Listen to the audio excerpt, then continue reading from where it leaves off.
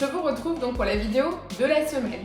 Et aujourd'hui, je vous propose une recette de fête, aussi bien que vous pouvez servir en entrée ou en plat. Je vais utiliser deux recettes existantes sur Cookidoo, à savoir la base, le velouté au Riesling, et la seconde, la choucroute au poisson. Et grâce à une seule manipulation, je peux faire le cumul des deux pour cuire ma choucroute dans le Varoma et mon velouté dans le bol inox, qui va me permettre également de le servir comme une sauce sur ma choucroute au poisson. Je vais également en fin de vidéo vous proposer deux présentations d'assiettes, une pour la version entrée et la seconde pour la version plat. Vous verrez, c'est vraiment très simple. Donc pour cela, il me faut 1 kg de choux à choucroute déjà pré-cuit. Donc je l'ai pré-cuit tout à l'heure avec du Riesling à l'ancienne et à l'alsacienne.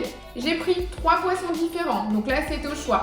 Pour moi, ça sera du saumon, du dos de cabillaud sans arrêt et du filet de haddock. Donc c'est un poisson fumé. On n'en trouve pas forcément toujours, donc si jamais, vous pouvez le remplacer par du saumon fumé puisque cette petite touche fumée va aromatiser l'ensemble de notre choucroute et qui est quand même un incontournable de la choucroute que l'on connaît à l'alsacienne à la viande. Donc voilà, ça ramène une petite touche très sympa. J'ai également des crevettes et pour mon velouté au Riesling, il me faudra un oignon, un poireau, 400 g de pommes de terre et bien sûr du Riesling et un petit peu de lait. Voilà, donc je vais vous montrer par quoi on commence. On va tout simplement commencer à préparer notre Varoma pour la choucroute au poisson puisque on va déposer dans la partie profonde le chou à choucroute. Donc je vous rappelle, j'ai 1 kg. Je vais les transvaser là dans mon Varoma.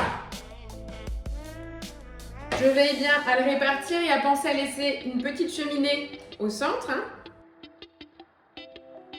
Donc j'ai déjà un peu de clous de girofle et des baies de genièvre.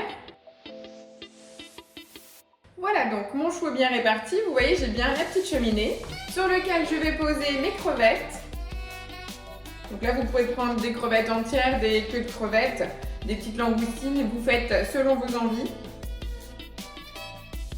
Voilà, donc là j'ai un magnifique Varoma avec le chou et les crevettes sur lequel je vais poser mon plateau. Et là-dessus, je vous propose non pas seulement en fait de poser simplement les pavés de poisson en morceaux, pour le côté plus festif et au niveau de la présentation, je trouve ça très sympa, de le faire sur un petit pic à brochette. Donc là, je vais maintenir de côté mon Varoma et je vais vous montrer. On va déjà commencer par retirer la peau du saumon. À savoir que donc notre poisson va cuire à la vapeur, aucun intérêt de laisser sur notre pavé de saumon la peau qui va en fait ressembler à du cuir et ne permettra pas une cuisson optimale. Donc tout simplement, vous prenez un beau couteau et on va retirer la peau du dessous. Voilà, donc pour retirer la peau du saumon, vous posez donc bien le filet à plat, votre paume de main sur le saumon et vous passez juste la lame de couteau entre la peau et le pavé et vous longez comme ça tout le long à plat. Et là, je n'ai quasi pas de gaspille. Voilà, et je vais faire de même avec le deuxième morceau. Donc là, j'ai choisi donc 3 poissons différents. Vous faites avec ceux que vous aimez. J'ai à peu près 900 g de poisson. Vous pouvez aller jusqu'à 1 kg sans problème. 1 kg 100. Et maintenant, tout simplement, je vais découper des morceaux approximativement identiques pour pouvoir embrocher sur mes pics à brochettes. Je vais couper le pavé en deux. Comme j'avais du pavé de saumon et non pas du filet de saumon, j'ai également pris du dos de cabillaud pour avoir à peu près la même épaisseur. Voilà, et je vais couper des dés. Et je fais de même avec l'ensemble des poissons. Pour le filet de haddock, vous voyez la couleur est très claire, c'est un poisson qui est fumé, qui apporte une très bonne odeur à votre choucroute. Donc le mien est fumé au bois de hêtre naturel. Vous avez très souvent le haddock, vous le retrouvez des fois avec une couleur très orangée, qui est un peu moins naturelle, mais ça reste donc ce poisson-là. De l'autre côté, il y a une peau très fine. Il faut trouver juste le coin qui se décolle et vous allez tirer dessus comme une bande de cire. Vous pouvez vous aider avec la pointe de couteau juste pour le démarrage. Et je vais tirer. Et pareil, je coupe des petits morceaux. Donc le haddock, c'est principalement pour le côté aromatique aussi qu'on apporte. Donc moi j'ai fait simple, le saumon cabillaud haddock, vous pouvez très bien prendre du lieu noir, aucun souci. Vous faites avec ce que vous trouvez chez le poissonnier et selon vos goûts. Donc là, j'ai mes poissons qui sont donc pré-découpés et maintenant, tout simplement, je vais former mes petites brochettes et les disposer sur le plateau de mon Varoma. Donc tout simplement, j'intercale chacun des poissons pour la couleur. Donc je mets du cabillaud, un morceau de saumon, un morceau de haddock et je recommence. Et je le fais pour avoir 2 morceaux de chaque. Ça nous fait 6 morceaux par brochette. Comme ça, nous avons de très belles brochettes que je dispose tout simplement sur le Varoma. Et je reproduis ainsi. Donc le minimum c'est 6 brochettes et je peux aller jusqu'à 12 brochettes. Tout dépend si vous le servez en entrée ou en plat. Allez, je continue. Voilà, je viens de finir l'ensemble de mes brochettes. Regardez mon petit plateau, il est prêt. Donc elles sont quand même très généreuses, hein. Donc moi j'en ai fait 8, puisqu'on est tout simplement 4 personnes. Donc ça nous fera notre plat pour le réveillon, tout simplement, parce que tout ça je peux l'anticiper. Et j'ai juste après 22 minutes de cuisson, donc là vraiment ça me prend pas de temps. On mange un plat qui est très sympa, vous verrez au niveau de la présentation, il est complet. Donc voilà, je voulais vraiment vous partager ma recette fétiche.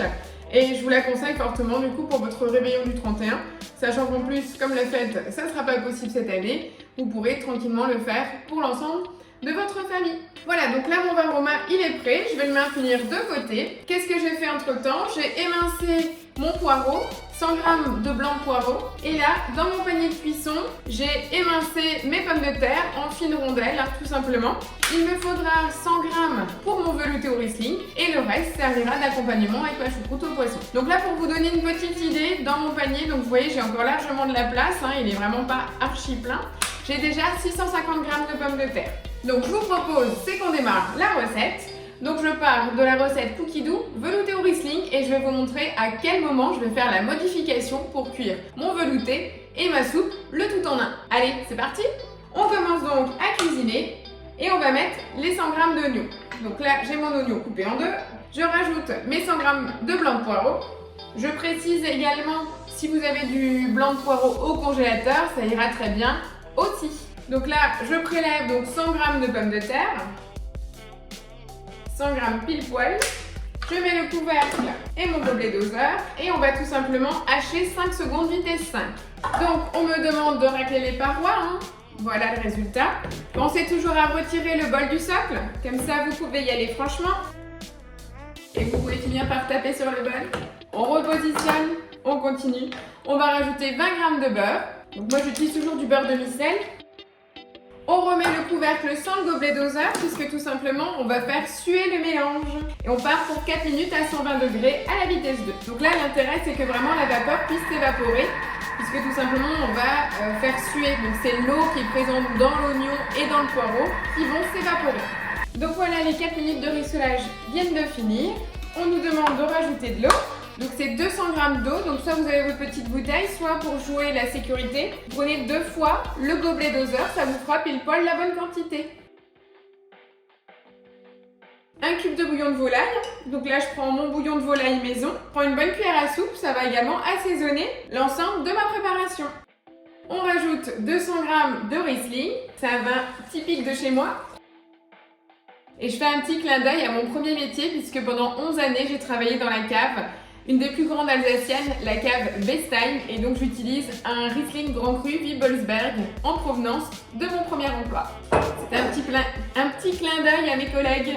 Donc là en fait en temps normal il nous demande donc de mettre le couvercle et le gobelet doseur et on part pour 11 minutes de cuisson. Et c'est juste là en fait où on va faire une modification. Avant de mettre le couvercle, je vais donc penser à insérer mon panier de légumes où je vous rappelle j'ai 550 g de pommes de terre coupées en rondelles. Ok, maintenant je mets le couvercle et là, c'est là où on va modifier. On a 11 minutes, on va passer à 20 minutes. On ne va pas rester en température 100 degrés, mais on passe en température Varoma, puisque tout simplement, c'est maintenant que je vais poser mon Varoma sur le haut du couvercle qui est extrêmement lourd. J'ai quand même plus de 2 kg dans mon Varoma. Et là, tout simplement, je vais donc à la vitesse 1. Voilà, vous avez vu, il y a vraiment très peu de préparation, vous pouvez tout anticiper. Je sais toujours quand on organise, ça peut justement être stressant pour savoir est-ce qu'on va être à l'heure, est-ce qu'on va manger chaud, comment je prépare. Là, vous avez les brochettes à préparer. Effectivement, ça peut prendre un petit peu de temps, mais rien ne vous empêche de les préparer le matin et de les maintenir au frigo. Et on part sur un plat avec, en tout et pour tout, maximum une demi-heure de préparation, dont 22 minutes de cuisson. Donc là, franchement, question organisation, on ne peut pas faire mieux et vous allez voir l'assiette au final comme elle va très très bien présenter. Moi, je sais que j'affectionne particulièrement cette recette. Voilà, je vous retrouve après les 20 minutes de cuisson. Donc là, on voit que nos brochettes de poisson sont parfaitement cuites. C'est génial, on est tout bon. Donc là, je transvase donc mon varoma sur une assiette puisque vous avez toute la vapeur qui va s'évaporer. Et je vais terminer donc la recette de mon velouté au Riesling. Mais avant ça, je n'oublie pas de retirer mes pommes de terre. Donc je vous rappelle l'astuce avec la spatule. Vous intégrez bien, vous soulevez et vous pouvez donc déplacer. Je ferme mon couvercle et c'est parti, donc 20 secondes à la vitesse 10. Donc le temps de mixer la soupe, j'ai encore une étape à faire. J'ai transvasé en fait mes pommes de terre dans mon fameux thermoserveur. Je vous rappelle le fameux plat isotherme qui présente. Donc quand vous avez des petites étapes comme ça avec des maintiens au chaud, vous pouvez transvaser dans ce fameux plat qui est juste magique. À savoir qu'il est disponible sur la boutique en ligne, mais surtout j'ai aussi le plaisir de pouvoir vous l'offrir jusqu'au 17 janvier 2021. Donc si vous voulez en savoir plus, n'hésitez pas, contactez-moi, vous verrez, c'est vraiment très facile et je serai super heureuse de vous l'offrir. En plus, il arrivera directement dans votre boîte aux lettres. Donc on continue la recette. On nous demande donc de rajouter 330 g de lait et 200 g de crème fraîche. Pincée de sel et de poivre. Donc là, on va chauffer le tout encore 4 minutes à 100 degrés. Pour réchauffer, donc on a rajouté 500 g de liquide, réparti entre du lait et de la crème.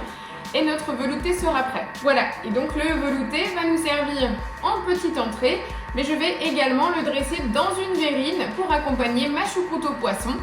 Puisque moi, tout simplement, donc quand vous la faites en version entrée, vous versez dans la verrine et vous pourrez napper sur votre choucroute. Ou si vous la faites en plat, rien ne vous empêche de manger un petit bol de velouté au Riesling d'abord et d'enchaîner avec la choucroute. Donc comme je vous ai promis, moi j'ai déjà préparé des assiettes pour vous dresser le rendu final de la choucroute en version entrée ou en version plat. Donc je vais vous montrer, différentes versions de présentation. Donc là, le temps que ça se finisse, j'ai le temps de préparer mes petites assiettes. Alors, donc pour l'entrée, moi je vous conseille de mettre qu'une seule brochette et pour la version plat, d'en mettre deux. Parce qu'au niveau quantité, il faut quand même garder de la place encore pour la suite. Donc vous verrez, c'est très complet. Donc je retourne le varoma, ainsi, et comme ça je peux me servir de tout. Donc je commence par dresser mon chou.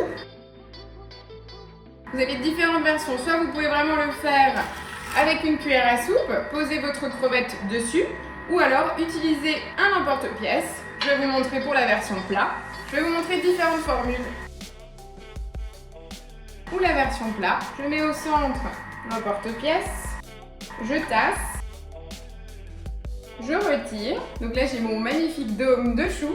Je dispose mes pommes de terre, je pose une crevette sur le dessus et là je prends deux brochettes. Pendant ce temps, mon velouté est terminé et là je vais dresser en verrine mon velouté.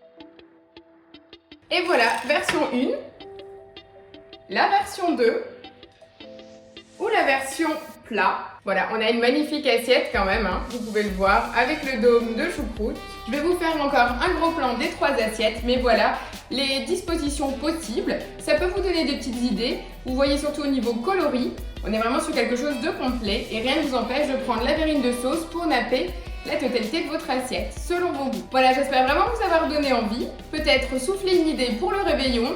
Dans tous les cas, je vous souhaite de passer un magnifique réveillon, un bon passage en 2021, en espérant que cette année sera un peu plus simple que l'année 2020. Dans tous les cas, moi je tenais à vous remercier pour votre fidélité, pour votre présence, pour vos retours. Ça me motive à continuer. Sachez que je fais ça parce que je suis passionnée et si je peux vous permettre d'optimiser l'utilisation de vos Thermomix, ça sera avec très grand plaisir. Je vous souhaite un très bon réveillon, je vous dis à l'année prochaine et à très vite. Surtout n'oubliez pas, partagez la vidéo, n'hésitez pas à rejoindre mon groupe sur Facebook, le lien au bas de la vidéo et je vous dis à très vite. Ciao ciao!